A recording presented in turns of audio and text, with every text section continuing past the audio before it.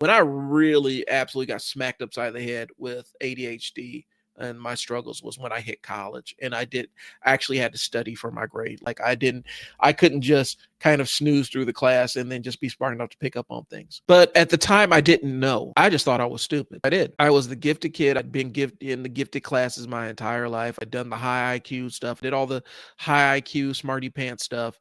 But I got to college and I thought I was stupid because I couldn't figure it out. I could think back all the conversations I had with my mom where, she's like, the teacher's saying you can do the work and stuff like that. I don't think it was not intentional, but her goal was, her thing was, I had done fine in school up until that point, and so she just assumed that I could continue on that path without any kind of medication or anything, and so we never followed up on the original diagnosis. But when it came time to get a real job, and in my mind, a real job was I wanted a 9 to 5 so I could be home with my kids in the evening. That's when it really smacked me, and so I took a job with case management and instantly realized that this was an impossible job. And hindsight being 2020 was an impossible job for somebody who didn't have ADHD, but for somebody with ADHD, it was an absolute nightmare. Public PBS called Is It You, Me, or the ADHD? And I watched that special and watched these people tell my story. So I go back to my mom and said,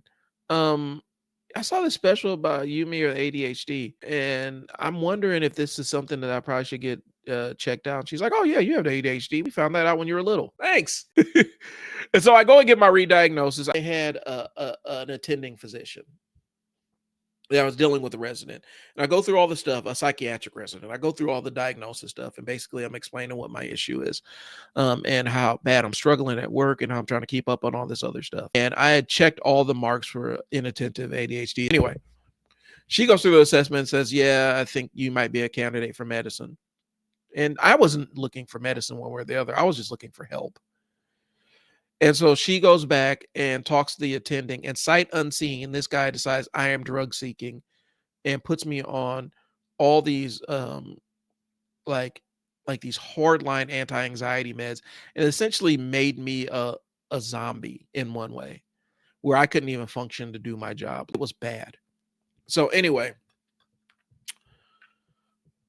I'm like, okay, I'm not drug seeking. I don't, but this is not help. I came to you for help and you didn't provide me help. So I actually see a nurse practitioner who specialized in treating adults with ADHD.